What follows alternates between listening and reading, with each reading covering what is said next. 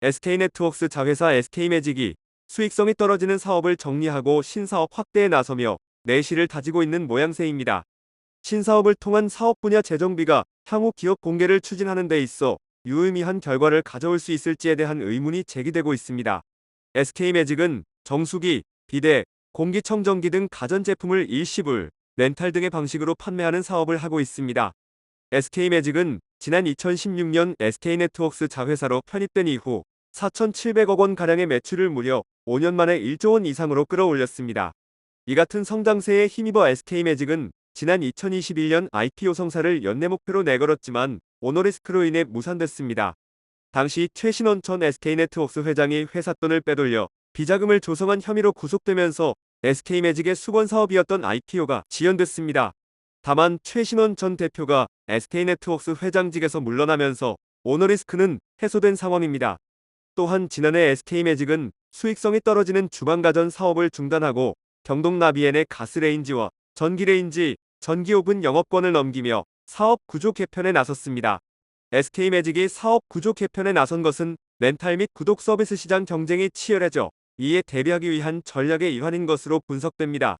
렌탈 부문 1위 사업자인 코웨이의 점유율 증가세가 견조해 격차가 큰 가운데 최근 LG전자, 삼성전자 등 신규 사업자의 시장 진출 등으로 렌탈 시장 내 이익권 업체들의 경쟁 강도가 심화됐습니다. 또한 SK매직은 앞서 지난 2023년 주방가전 부문 영업 중단과 지난해 주요 품목인 가스레인지, 전기레인지, 전기오븐 매각으로 제품 다각화 수준이 약화된 상태입니다. 이에 SK매직이 향후 투자자들의 마음을 사로잡기 위해서는 경쟁이 치열한 렌탈 업계 내에서 안정적인 실적을 통해 시장 지위를 확고히 유지하고 있음을 보여줘야 할 필요가 있습니다.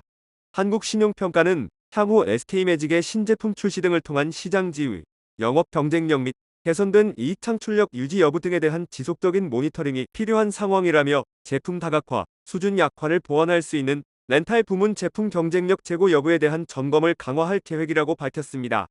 백재승 삼성증권 연구원은 수익성 중심 전략으로 이익 개선을 시현 중인 SK매직은 1년 이상 계정수 확대가 미미하기에 올해는 AI 기능을 탑재한 신제품 출시와 함께 성장성 확보로의 전략 변화가 나타날지가 관전 포인트라고 말했습니다.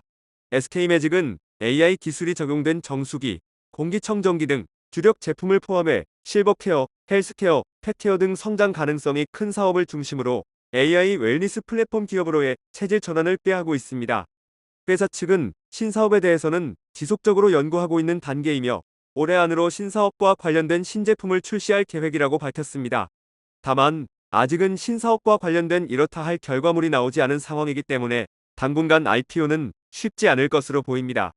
일각에서는 렌탈 사업 분야에서 신사업을 추진하는데 한계가 있을 수 있으므로 본격적인 연구개발이 필요하다는 의견도 제기되고 있습니다.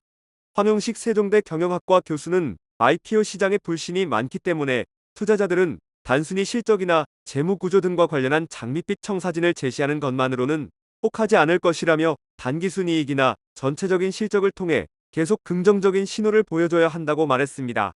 이어 앞으로 미래에 어떠한 첨단 산업을 하겠다라는 것이 아니라 현재 보여지는 것들로서 검증을 해야 된다며 투자자들은 실체를 알고 싶은 것이라 전했습니다.